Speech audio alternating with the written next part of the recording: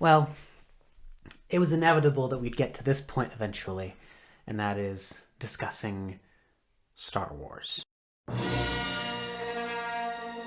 Here's the thing. Star Wars is one of the most popular franchises on the planet, and for good reason. It's got a lot of interesting characters, a lot of great compelling narratives, and a really compelling premise overall. Like, basically, wizards in space?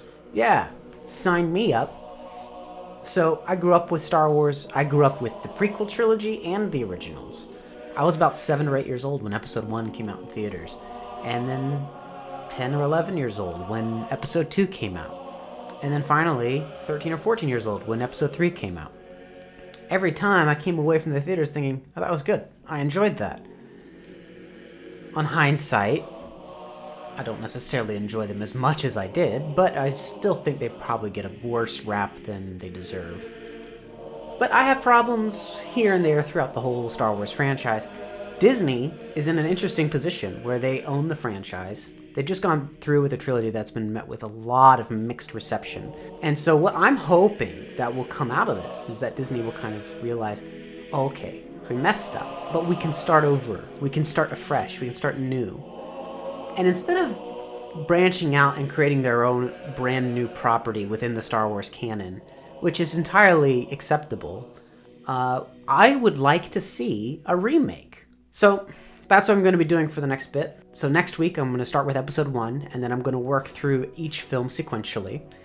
When Disney bought Star Wars, what I was hoping for was for them to take the franchise in a brand new direction. And I had known for a long time that George Lucas had originally meant for Star Wars to be a total of... He went back and forth between saying 9 and 10 episodes, but he was at least planning 3 trilogies from the beginning. As he was getting up in age, and it was clear he didn't really want to make movies anymore, and behind-the-scenes documentaries revealed that he was less and less interested in carrying on with creating Star Wars films, me, and I'm sure a lot of other fans, were wondering, is Episodes 7, 8, and 9 ever going to see the light of day? And so when Disney initially announced that they were going to do Episodes 7, 8, and 9, I was excited. I was like, yay, we get to see the continuation of this franchise, this story. But it didn't come with the same vision that George Lucas had with any of his previous films. To me, that was what made Star Wars the most interesting. It wasn't the characters, it wasn't the costumes, it wasn't the iconography that made Star Wars exciting to me. It was the themes of good versus evil, and those are the big themes. But then also the smaller, like the more specific themes about what he was trying to say about politics and commerce and relationships. And I disagree with some of his philosophical conclusions, but I feel like he made a much more respectable piece of work. Allow George Lucas's vision of Star Wars to remain its own thing. And that way, people who dislike the original films, or dislike the original, maybe just the prequels, can now see something different, can now see something that perhaps rights the wrongs, but maybe it just kind of reinterprets some of the things. And you have a different version. It's the same reason why I think there's value in having 1,000 variations of a Shakespearean play. If you go see Shakespeare performed, you're never going to see the same performance from 2 different theater companies. And I wish that that same kind of mentality were present in filmmaking. But here's the thing. I think Star Wars deserves a remake. And so for the next few weeks on Fridays, I'm going to be talking about my rewrites of each of the films. I don't see myself as more qualified, more intelligent, or more creative than the guys who made the original Star Wars movies, or the ones that just came out. I see a lot of value in those movies. There's a lot of narrative value, a lot of character value, and I still really enjoyed them. Like, I've just been watching through the prequels and the original trilogy this past week and a half, and while I have problems with things here and there. I primarily enjoyed most of the experience.